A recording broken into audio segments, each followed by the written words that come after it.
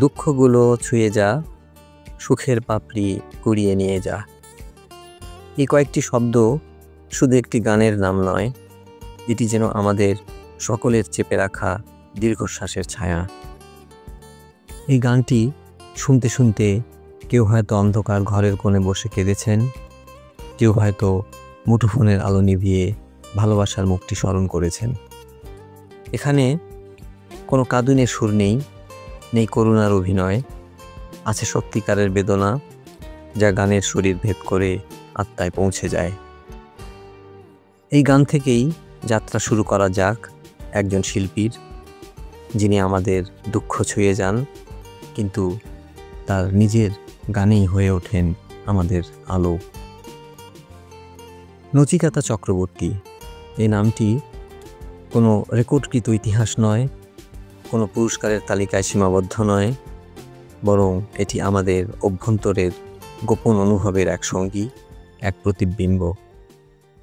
তার জন্ম 1964 সালের 1 সেপ্টেম্বর কলকাতার শহরতলিতে হলেও তার হৃদয়ে রক্তধারায় মিশেছিল বাংলাদেশের বরিশালের কাঠালিয়ার ধুলোবালি, নদী ও হাওয়ার গন্ধ। এক অদ্ভুত মেলবন্ধন, পূর্বের আবেগ আর পশ্চিমের চেতনার।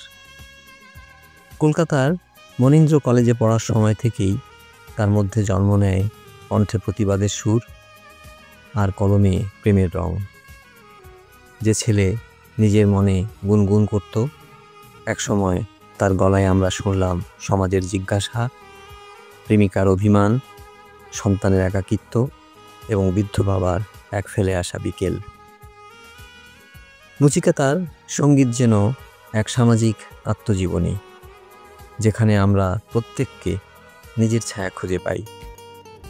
1993 সালে এই বেশ ভালো আছি অ্যালবামের মাধ্যমে তার বিপ্লব শুরু হয়।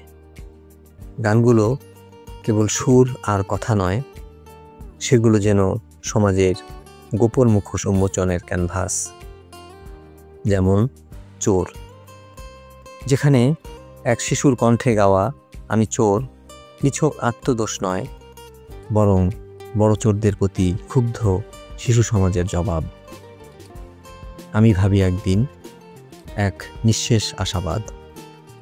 এবং যখন গায়ে একদিন সবাই বুঝবে, তখন প্রতিধ্বনিত হয় এক স্থির শিল্পীর আত্মবিশ্বাস। বৃদ্ধাশ্রম গানটি যেন একটি নৈতিক বার্তা। ভালো আছি, ভালো থেকো, আমি এখন বৃদ্ধাশ্রমে থাকি। এই একটি পংক্তি যেন কাঁপিয়ে দেয় আত্মাকে, যেখানে এক সময়ের দুঃখিনী মা কিংবা প্রিয় বাবা আজ সন্তানের ব্যস্ত শহরে হয়ে উঠেছেন অতীতের যন্ত্রণা। এই ব্যস্ত শহরে গানটি যখন শুনি, তখন মনে হয় সময়ের অভাবে ভালোবাসা নিঃশেষ, আর বৃদ্ধ বাবা মা যেন অনাথ। এই ব্যস্ত শহরে মন খারাপের সময়টুকু রাখিনি। এই বাক্যে যেন আমরা খুঁজে পাই থেমে থাকা সম্পর্ক, ক্লান্ত মুখ ও ব্যস্ত হৃদয়ের দীর্ঘশ্বাস। নীলাঞ্জনা, নীলাঞ্জনা তুই চলে গেলি কেন? এই ডাক কেবল প্রেমের নয়, এটি এক পরাজিত সময়ের আরতি। নীলাঞ্জনা তার প্রেমিকা নয়, কেবল তিনি সময়, সমাজ এবং সকল হারানোর প্রতীক। এই গানে যখন তিনি বলেন, নীলাঞ্জনা তোরও কি মনে পড়ে ছোটবেলার সেই গল্পগুলো, তখন আমাদের চোখে ভেসে ওঠে শৈশবের কোনো রোদেলা দুপুর, যেটা আর ফেরে না। কি বলবো তোমায়? এই গানে যখন তিনি বলেন, তোমায় ভালোবেসে আমি হারিয়েছি সব, তখন বোঝা যায় হারানো ভালোবাসা কেবল কান্না নয়, কখনো কখনো তা আমাদের আশ্রয়। তোমার শহর, তোমার শহর ঘুমিয়ে থাকে রাত জাগা চোখে। এই গান যেন শহরের ক্লান্ত চিত্রকল্প, যেখানে একাকিত্ব আর ব্যস্ততার মাঝে হেঁটে চলে হাজারো মানুষের নিঃসঙ্গতা। নচিকেতা কখনো প্রেমিক, কখনো প্রশ্নকারী, কখনো ঘোর বাস্তববাদী। তিনি ড্রাগস, কাটমানি, রাজনৈতিক কুপ্রথা সব কিছু নিয়ে কথা বলেন, কণ্ঠে রাখেন না কোনো দ্বিধা। তার গান একদিকে যেমন জীবনানন্দের নৈঃশব্দ মনে করিয়ে দেয়, অন্যদিকে রবীন্দ্রনাথের বিবেকও জাগিয়ে তোলে। তিনি একবার বলেছিলেন, আমি শুধু গাই না, আমি বাঁচি গানকে নিয়েই। এই একটি বাক্যে পুরো শিল্পীটি ধরা পড়ে। তার কনসার্টে হাজার হাজার মানুষের ছুটে আসা শুধু বিনোদনের খোঁজে নয়, বরং আত্মার জিজ্ঞাসায়। কেউ বলেন নচিকেতার গান আত্মহত্যা থেকে ফিরিয়ে এনেছে, আবার কেউ বলেন নীলাঞ্জনা গানটি আমি শুনি না, আমি সেটায় বাঁচি। এই শ্রোতারা আসলে নিছক শ্রোতা নন, তারা প্রত্যেককে এক একটি ভাঙা আয়না, যার প্রতিফলনে ধরা পড়ে তার গান। অনেকেই বলেন আমার জীবনের যেসব কথা কাউকে বলতে পারিনি, সেগুলো নচিকেতা আমার হয়ে বলে দিয়েছেন। অনেকেই বলেন তার গানের ভেতর লুকিয়ে থাকে আমাদের জীবনের অসমাপ্ত চিঠিগুলো। কোনো এক মধ্যরাতে একাকিত্বে ভেসে যাওয়া যুবক যখন শোনে শেষের সেদিন যদি কোনো দিন হঠাৎ করে আসে, তখন তার চোখের জল চুপি চুপি বলে, না, শেষটা যেন না আসে, কারণ তুমি এখনো আছো, আমি এখনো বাঁচি তোমার গানে। সমালোচকেরা তাই একমত, তিনি জীবনের গান গাইতে গাইতে হয়ে উঠেছেন বাংলা গানের লালন, জীবনমুখী গানের মহিরুহ। তার কণ্ঠে যে ব্যঙ্গ, প্রেম ও প্রতিবাদ একসাথে কথা বলে, তা সত্যি দুর্লভ।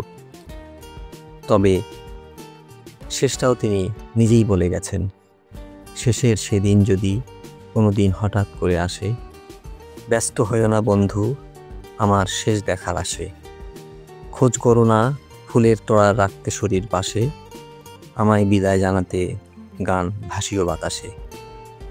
এই পংক্তিগুলো শোনার সময় আমাদের কণ্ঠ আটকে যায়, কিন্তু আমরা চাই না সেই শেষের সেদিন আসুক। আমরা চাই সেই কণ্ঠটি যেন আরও বহু বছর আমাদের ভেতরের ঘরটায় গান গেয়ে যায়। শেষ নয়, এ তো তোমার নতুন অধ্যায় নচিকেতা। তুমি কেবল গান লেখো না, তুমি আমাদের হৃদয়ের কথাগুলো সুরে পরিণত করো। তুমি কেবল গাও না, তুমি আমাদের না বলা কথাগুলো গেয়ে দাও। তুমি এখনো লিখো, গাও, নিঃশ্বাস নিও এই পৃথিবীর জন্য। তুমি ছিলে, তুমি আছো, তুমি থাকবেই আমাদের দুঃখের দিনগুলো ছুঁয়ে যাওয়া কণ্ঠ হয়ে। তোমার গানে যেমন বাস্তবের জ্বালা, তেমনি আশার আলো। এই ভরা পৃথিবীতে তুমি সেই শূন্যতার সঙ্গী, যে শূন্যতাকে কেউ বোঝে না, শুধু অনুভব করে। তুমি লিখে যাও, আমরা পড়ি হৃদয় দিয়ে। তুমি গেয়ে যাও, আমরা শুনি আত্মা দিয়ে। তাই বলি, তুমি থেমো না, তোমার গানই আমাদের জীবনের বাচনপত্র।